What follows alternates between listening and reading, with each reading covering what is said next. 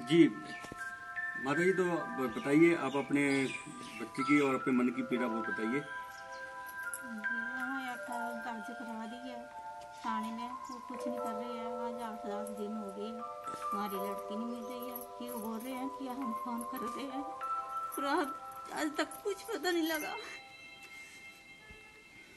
आप रोइए मत, क्या रोइए मत आप। बस हमारी लड़की चाहिए, हमें मिल जाए, कुछ भी हो जाए। आपकी लड़की मिलेगी, आप चिंता ना करें, आपकी लड़की अवश्य मिलेगी।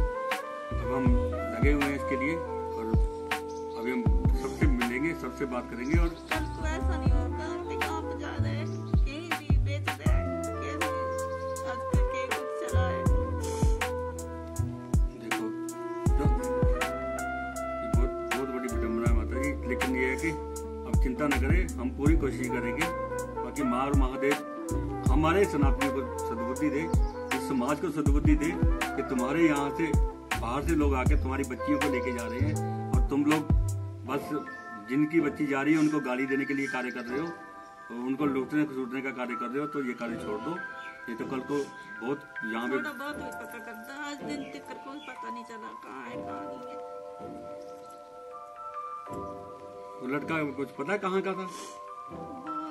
वो पता नहीं यूपी बिहार का है कि बोल रहे थे दुकान वाले बचपन से याद है। अच्छा, बचपन से वहीं पे रहा।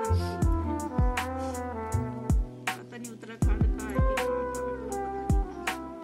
का है, चलो अब पता करते हैं, चलो देखते हैं क्या होता है।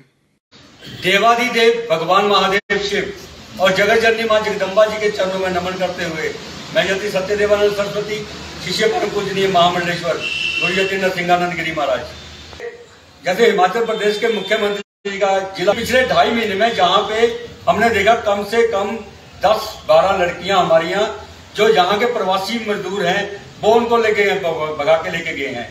तो और साथ में हमने कई, जैसे अभी इनके जीतने के बाद इनका एक बयान आया था कि हम यहाँ पे 97% हैं और हमने यहाँ पे हिंदुत्व की विचारधारा को हरा के सत्ता हासिल की है। तो आज उनके बयान के बाद यहाँ पे लव जिहाद के मामले दिन पर दिन बढ़ रहे हैं। हमारे यहाँ पे जितने भी कारोबारी हैं, हमारे यहाँ के लोकल कारोबारी हैं, पहले क्या होता था कि लोग बाहर से आते थे मौसम में, जैसे कश्मीरी आ गए, उत्तराखंड से आ गए, जब यूपी से आ गए, कहीं से भी आ गए, वो नेपाल से आ गए, सर्दी में काम करके वो वापस चले जाते थे। लेकिन उसके बाद वो अपने यहाँ पे टेम्परेरी परमानेंटली नहीं थे, टेम्परेरी आते थे।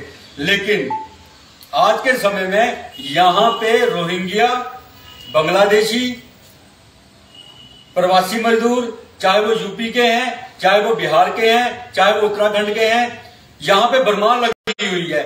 और सबसे बड़ी बात देखिए, भारत देश है, यहाँ पे कोई भी कहीं भी कार्य कर सकता है, लेकिन सबसे बड़ी बात यहाँ का जो कानून है, हमारे भारत का जो कानून है कि कोई भी बाहर से कोई व्यक्ति आएगा तो वो क्या है कि यहाँ पे पंजीकरण करवाएगा, पुलिस वेरिफिकेशन करवाएगा। लेकिन हमने यहाँ पे ऐसे लोग पाए हैं जिनके आधार कार्ड डुप्लीकेट है और साथ में जिनके पंजीकरण तक नहीं हुए हैं। तो हमने, हमारे जितने भी यहाँ पे संगठन कार्य कर रहे हैं बेचारे, तो वो अपने अपने तरीके से कार्य कर रहे हैं, वो सरकारों के पास जा रहे हैं, प्रशासन के पास जा रहे हैं, तो कोई नहीं सुन रहा है। हमारी डेमोक्रेसी चेंज हो रही है, हमारा आर्थिक तंत्र टूट रहा है, हमारा व्यापार, क्योंकि ये जो फेरी वाले हैं दिल्ली से, हरियाणा से, ये चादरें और बाकी सामान लेके आते हैं टैक्स चोरी करके यहाँ पे बेचते हैं। तो यहाँ के हमारे जो कारोबारी हैं, जो दुकानें किराए पे लेके टैक्स भर के सारा कारोबार कर रहे हैं, उनके ऊपर बहुत बड़ा बोझ है और सरकार पे भी बहुत बड़ा बोझ है।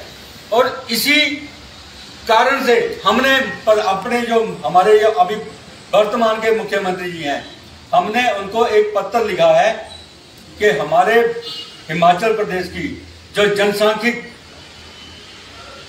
वृद्धि दर टूट रही है, हमारे यहाँ पे ये जो इस्लामिक जिहाद बढ़ रहा है, हमारे यहाँ पे हमारी बच्चियों के साथ लव जिहाद हो रहा है, हमारे यहाँ पे हमारे जो हिमाचल के जो कारोबारी हैं उनके ऊपर प्रहार हो रहा है, हमारे जो लोकल मजदूर हैं, हमारे लोकल मजदूर 700-800 से कम पे काम कर ही नहीं सकते, लेकिन ये 400 रुपए में, 300 रुपए में यहाँ पे आके काम कर रहे हैं। और हमारे लोकल मजदूरों की दिहाड़ी भी खा रहे हैं।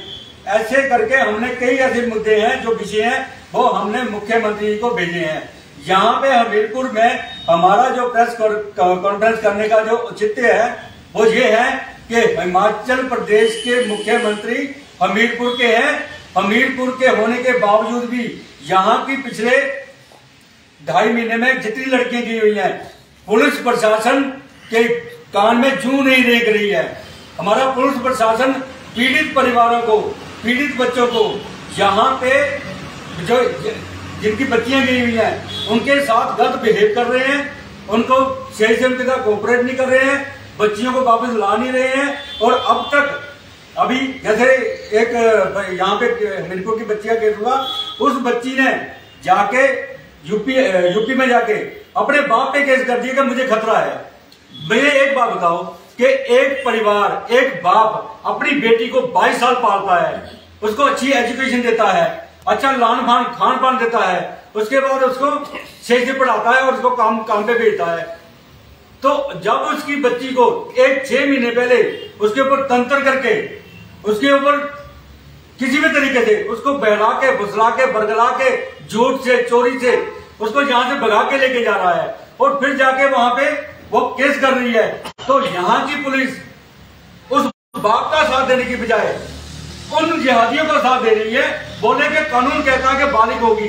अरे ऐसा कौन सा कानून है जिस बाप की, वो जो बाप की पीड़ा को नहीं देख रहा है, जो माँ की पीड़ा को नहीं देख रहा है। तो इन सारी बातों को लेके हमने वो पत्र लिखा है और वो पत्र हम लोग माननीय प्रधानमंत्री को दे रहे हैं। केवल इसलिए, ये नहीं कि हमें उनसे उम्मीद है, क्योंकि पिछली सरकार के जो मुख्यमंत्री थे, पिछली सरकार के जो राज्यपाल थे, पिछली प्रशासन में जो डीजीपी थे, अभी भी वही है कुल्लू जी, लेकिन हमने सबको यही पत्र सेम लिख के दिया था, ताकि अगर ये कार्य नहीं करेंगे तो हम संतों को अब कार्य करना पड़ेगा। हम अपने समाज को एकत्रित करके, हम अपने पूरे संत समाज को एकत्रित करके यहाँ पे अपनी बच्चियों को, अपने समाज को बचाने के लिए हम लोग खुद से अपना कार्य करेंगे, चाहे किसी भी तरीके से।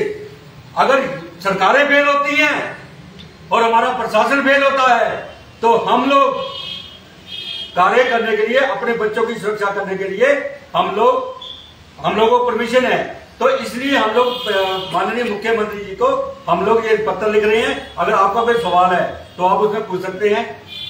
जो लड़कियां भागी कहाँ जो लड़कियां भागी, देखिए पूरे हिमाचल में अब तक पिछले 5 सालों में अब तक 1650 बच्चियां जिनको इस्लामिक के जिहादी भगा के, बहला के, बुला के या तंत्र के जरिए भगा के ले गए हैं। कहाँ से गई हैं?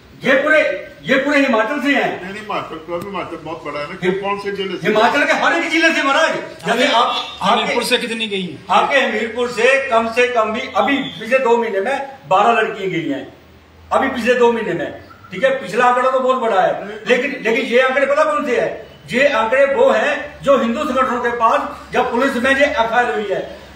कई मामले ऐसे हैं कि जिनके माँ बाप पुलिस स्टेशन तक या पुलिस वहां तक पहुंचे नहीं है।